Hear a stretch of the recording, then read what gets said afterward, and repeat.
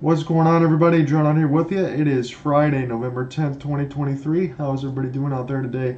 So, the good thing for me and my football poll, and again, I'm back here on this side giving you the full picks. Again, I apologize over the last couple because I've been kind of busy on that side. But for week 10, we're going to reset everything here on the second half side. So, we're going to go all the way to week 17, and then they're going to finalize all the scores and start again. So, it's kind of starting with a clean slate.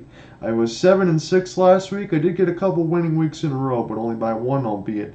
Again, the one from several weeks ago is what absolutely killed me. But 7-6, and to date, I'm 61-66. And when you win one game a few weeks ago on that side, and you go like 1-12 or 1-11 or whatever it is, that's what kills your record. Otherwise, it wouldn't honestly be that bad if not for the 1 week so far. So let's just get into this thing. I'm going to try to at least out of, let's just count them, 1, 2, 3, 4, 5, 6, 7, 8, 9, 10, 11, 12, 13 games this week. I'm going to try to somehow maybe go, I don't know, 7-6 and do it again. Maybe try to improve on that a little bit. I think we could at least see that today with what I have. So let's just get into this. So in Gillette at New England, it's Indianapolis, and the New England Patriots only get 1.5. I see no reason to take the Patriots if they're only getting that many points against Indianapolis. They've been able to score some points, at least a little bit. New England hasn't shown me much. Mac Jones had a couple good games this year, but that's all it is to date, and we're in week 10, and New England's not been very good. So I'll take the Colts comfortably on that side. Baltimore and Cleveland. I was going back and forth on this one. Ultimately, against my better judgment, I decided to go with Cleveland in the 6.5. These games are usually very close, and these two teams don't like each other, but the quarterback situation in Cleveland is a hell of a lot worse, and you got Lamar Jackson on the other side. That's what scares me and wants me to take Baltimore outright, but these games are usually close. And Cleveland's defense, if they are able to stop Lamar Jackson on that run side, they can keep it close enough to get in the spread. So give me Baltimore to win, but give me Cleveland to cover. That's what I'm going with. I'm going to take the Browns. Cincinnati and Houston. Cincinnati's at home. Houston gets 7.5. Now, normally I would just take Cincinnati and laugh it off, but C.J. Stroud had a couple games with about 5 touchdowns, and he went absolutely insane. If he can do that again, and I'm going to say Cincinnati wins this one, but maybe they keep it close enough to where they can score some points, and these two teams light each other up like a pinball machine. Against my better judgment again, I'll take the Texans in the 7.5. Hopefully they can cover it.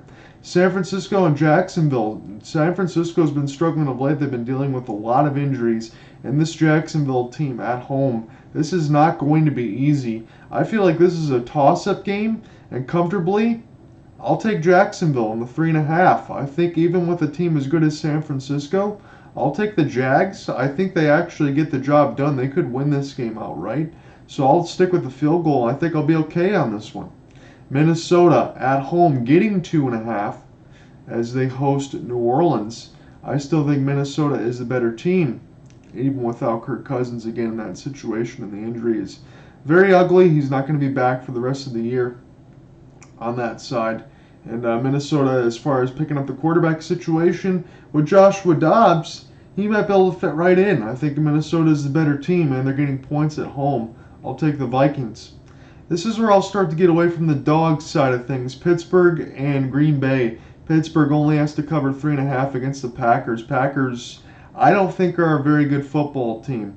I know on the other side, when you think about Jordan Love, I get it, hot and cold type of games. Pittsburgh has been fine enough this year to where I can't say that they're a bad team. They're not a great team, but they're always going to be in the mix.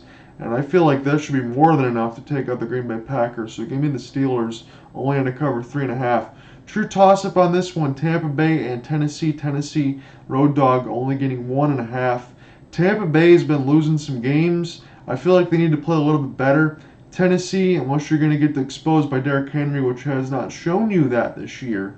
Give me Tampa Bay. I'm not going to say get right game, but they really need to get back on the winning side of things. I'll take it. They only have to cover 1.5, and they're at home. Atlanta and Arizona. Arizona is at home getting 1.5. And I don't know what to make of Atlanta or Arizona on this side. So admittedly, I'm just going to go with the home team getting the 1.5 in a pick'em type game. Now, I was going to go one way on this and one way only. Detroit has to go to LA and SoFi and play the Chargers. I was going to go Chargers all day long on this one. And then I saw the spread's only at 1.5. Some people have it at 3.5 at this point. Now it's down to 1 on my side. Maybe 3 toward the Friday side, but I have the Monday lines. Detroit's got 2 weeks to prepare for this one. This will be one that can absolutely blow up in my face, and this is probably one in the schedule where Detroit, if you're looking at losses on the schedule other than the Cowboys to end the year when you have the 2 Vikings games in the middle of it, this is probably the last game where they probably should lose. And the Chargers are a really good team, but Detroit's been able to get healthy and get rested. Chargers haven't had that opportunity yet. I will take the Lions. All they have to do is cover 1.5 points, but if they get exposed on this side, then I'll have to eat my own words, because when you think about the quarterback situation, and you got Justin Herbert and Austin Eckler, Keenan Allen, they got real big playmakers on that side. Detroit better bring it on the defensive side, or this could get bad. Dallas and the New York Giants. The spread is absolutely ridiculous, but I'm still going to take the Cowboys. I'm staring at 16.5 for the Giants. Now, you had Tommy DeVito on that side. I don't care if you put Danny DeVito back there on that side. I think Tommy's a little bit taller on this, at least I hope so. And think about some of the Firehouse Subs commercials. Dallas, man, that's a gigantic spread, but they have too much going for them right now. I don't even know what's going on with the Giants as far as all these injury concerns. Maybe down to a third quarterback, fourth quarterback on that side. Dallas could sleepwalk through this and not cover 16.5. That could be most likely happens on this side. That they could just rest everybody and still comfortably beat the Giants. It's the only thing that concerns me about the spread. But Dak has a golden opportunity here, especially in a chance where they should have beat the Eagles. They had a couple opportunities there where they didn't clock the ball. They gave themselves another last chance on third down. I don't think they executed very well against the Eagles, and they should have won that game. If they take this very seriously, the Giants could lose by 40. So 16.5, it looks like a lot. I'm flip-flopping one way, whether or not Dallas sleepwalks through it or they blow out the Giants, but I'll take the Cowboys, but 16.5 is a lot of points. Maybe don't bet on this one unless you absolutely know for sure. Washington has to travel to Seattle. They get 6.5 points. This is a game that is a coin flip as far as that spread. If it was any less, I would take the Seahawks, and I'd live with the results. 6.5 might be right at the number. Seattle might win this one by 7, and I'll lose by half a point.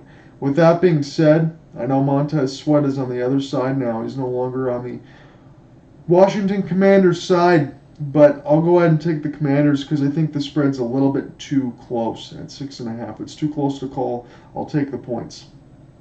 And that leaves me with the final 2 games of the week.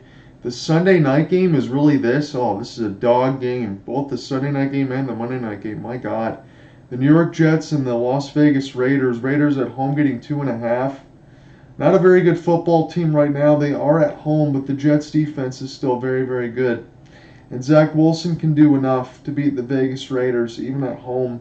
It's only 2.5. Give me the Jets. They're the favorites, and I'll take them. And this leaves me mercifully, oh my God, to the Monday night game. Buffalo and Denver. Denver getting 7.5. That's a lot of points now for Denver to get because Buffalo has been garbage juice. What are they, 5-4 on the season now? This should be a lot better. And this Denver team, they've been playing better of late, but I want to see Buffalo get a breakout game in the worst way. I'm going to take the Bills. At 7.5, it's a lot, and I'll probably eat my words, but please, can you get a breakout game for the love of God, Buffalo, and get the job done? Cover 7.5. Those are my picks for the week. I will see you for week 11. Oh, by the way, Alec Nava and I finished. We covered all the stuff with the World Series. Again, to move down from all that because it's NBA season and NHL season. If you missed it at the Hopeless Sports Guy, we had a hell of a lot of fun yesterday. We covered the Seattle Kraken and the Colorado Avalanche. Myself, John Ott, Alec Nava, and Cooper Hopkins all joined in that game. We called the first, second, and third period. We all each had a turn of a period, and Oliver Bjorkstrand ended up scoring the game winner. And an absolutely fantastic game between the Kraken and the Avalanche. I've already penciled this in on the Monday side because they're going to meet again from a couple days a little bit later, and that is the third and final meeting of the regular season. So that'll be the opener for Monday.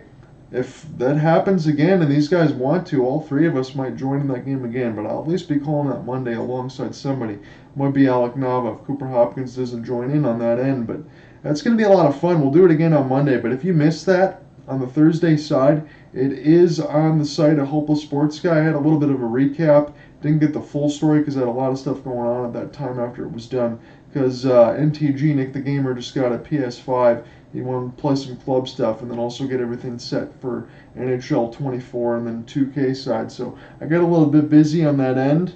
But we're going to mix in some club stuff. If Alec and Cooper get a PS5 or a Series X on that, so I think PS5 for Cooper, they're more than welcome to join in on that. I'll do a club reset in January once all these patches and everything else get all done, because this game's still a complete disaster on the NHL 24 side. It's messed up everything and the menus take a long time to load.